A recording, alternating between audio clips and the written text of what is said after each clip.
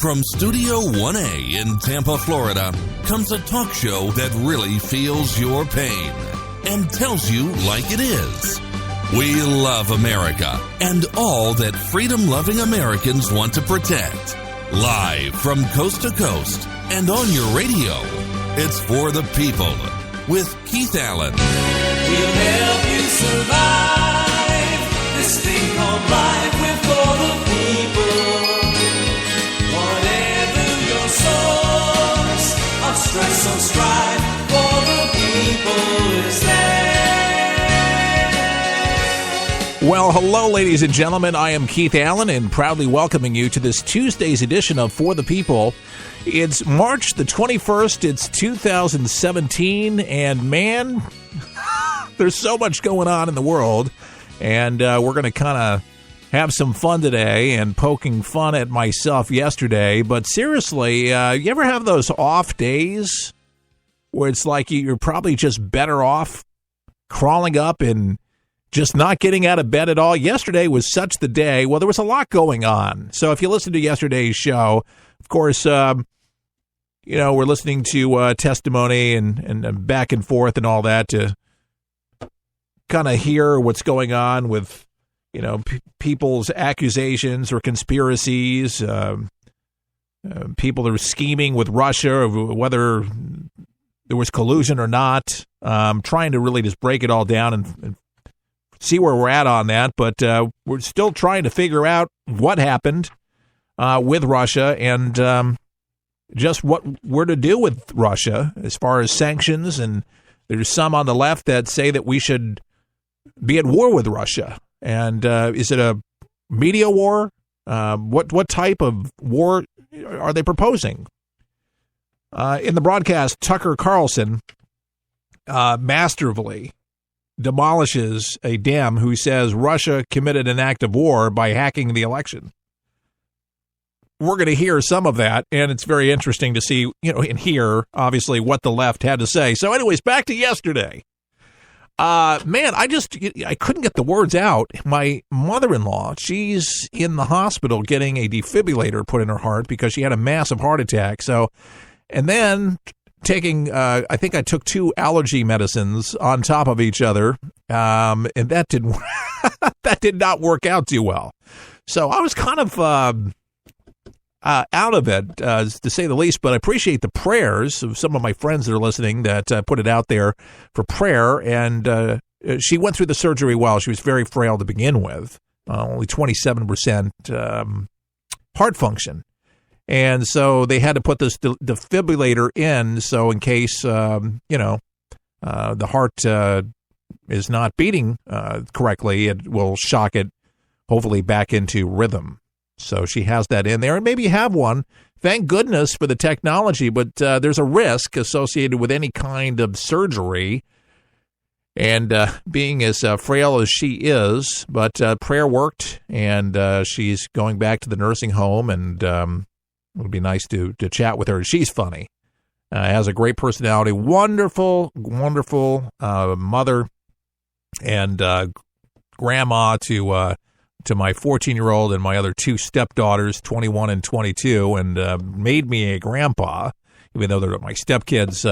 I love them to death, and one's 7 months old, and we have the other one, she's pregnant. She got one in the oven, so they both found great guys, great careers, very happy for them, starting life off a little younger. Some people wait, until they got everything figured out, and they're in their 40s and 50s having kids, but man, if you can get it out of the way in the 20s, and this is so much easier.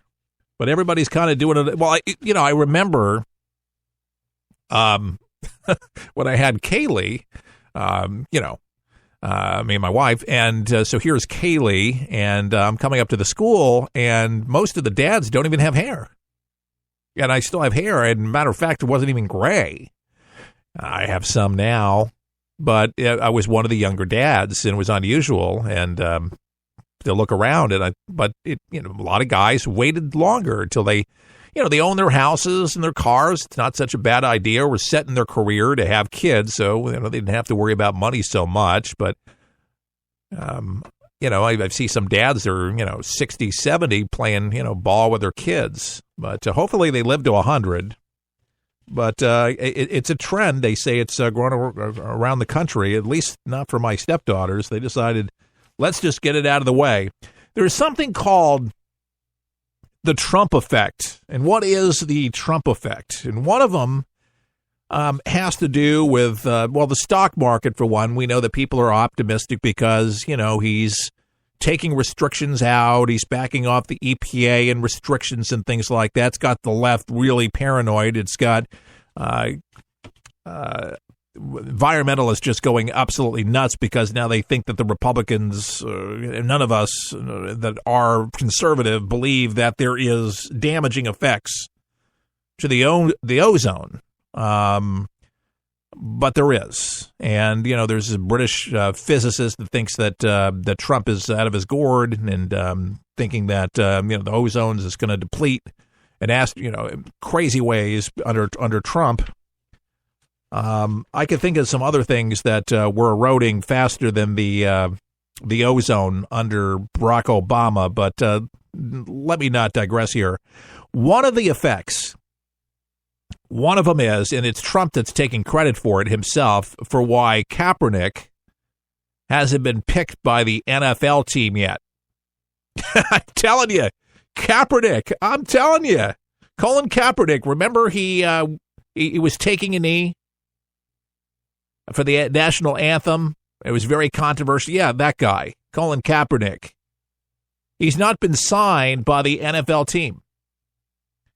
And there was an article that was reported that the NFL owners don't want to pick him because they don't want to get a nasty tweet from Donald Trump. He told those gathered in Kentucky last night, can you believe that? President Donald Trump credited himself for the reason why free agent quarterback Colin Kaepernick has not been picked by the NFL, because they're afraid of what Donald Trump might say. Well, Donald Trump says a lot of things. And quite frankly, I am glad that he does say what he says. Because he says things that I believe that a lot would like to say, but because of the PC culture that we live in, we'll get in trouble. And we all know if we say certain things at the workplace or at church or around family members or even spouses and stuff like that, you know that you're going to get those eyelashes flashing and people getting upset and irritable and out of place because you've spoken your mind. Donald Trump does it, and he shoots from the hip a lot. I heard this morning a commentator talking about Muslim ban. We certainly have a problem in those regards to terrorism and terrorists. Patriots Day in Boston, remember that? Several years ago, was a new movie out, and Mark Wahlberg stars in the movie. And you got to see it, but it takes you all back from what these Muslim extremists are up to, those that do not love America and wish its harm. And I have no problem with what Donald Trump wants to do or what he's been doing to try to figure out this mess before it gets worse. And folks, it's going to get worse before it gets better. And that's just a fact. And that's all the intelligence that we have. And the crackdown on electronics, because ISIS now is still trying to get, and it's a known fact, trying to take down airliners and using electronic devices. And so now they're limiting that. And now the NSA is cracking down on that from many countries coming into the United States. And that's a good move to protect us, because what they'll do is they'll use our vulnerabilities against us. What do they say? The best offense is a defense. Just remember that we went through 8 years with Barack Obama not wanting to call Islamic fundamentalists, naming them for what they are, terrorists. or the fundamentalists who are extremists, but didn't want to say it because it has the name Islam attached to it. And one of the biggest reasons why a lot of his cabinet happened to have been Muslim and didn't want to offend them. Everybody knows that not all Muslims are terrorists. Most Americans know that and are smart enough to realize that. But we don't have enough people standing up condemning what seems like, to a lot of Americans, to be hostile towards everything that we stand for over here. And the only way to keep our identity is to be careful and watch who's coming in and going out. And there's nothing wrong with that, to monitor the situation, to just know that these people are not becoming more radical or getting radicalized, because what's happened is many have traveled that have lived over here and have come back over here, just like Boston, and have killed people. And that's a known fact. And so being careful, to me, what's wrong with that? What's wrong with being brave and being cautious and being careful to protect our citizens? And I have said this all along. The president's job is to protect against threats, foreign and domestic, right here at home. Watching out for us. It's a campaign promise. Donald Trump is going to continue being Donald Trump. People say, the wiretapping because Comey said, under oath that Comey said that there's nothing to it. Well, that's what he says. Judge Napolitano, who's a Fox News contributor and has been a part of Fox for many, many years, has been benched indefinitely over wiretapping claims.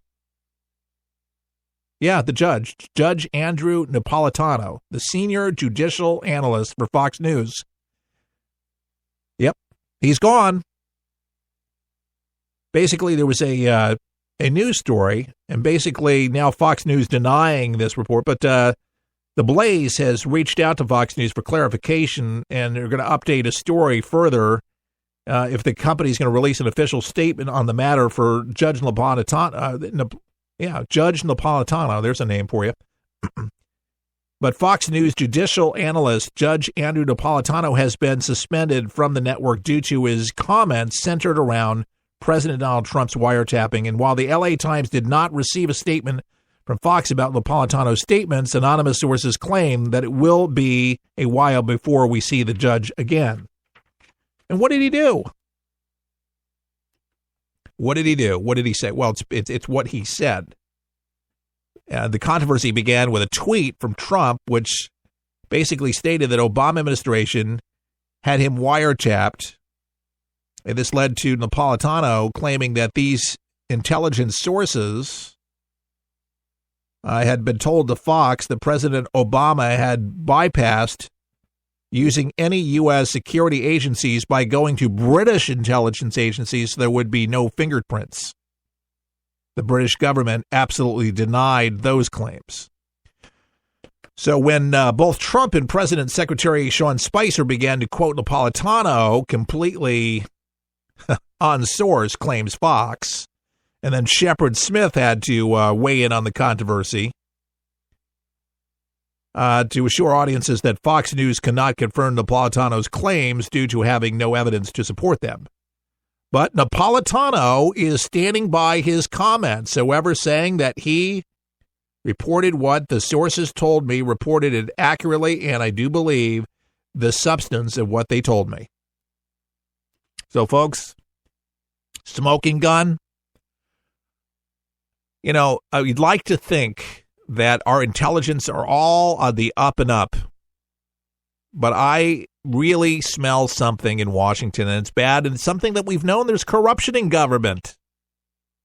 You don't believe that there's corruption in government? There is. And how embarrassing. If it was Hoover, you can believe it'd be a different situation with sitting there and testifying against the sitting president. Can you imagine? Yes, embarrassing. Do you think it's something that Trump wanted? No, but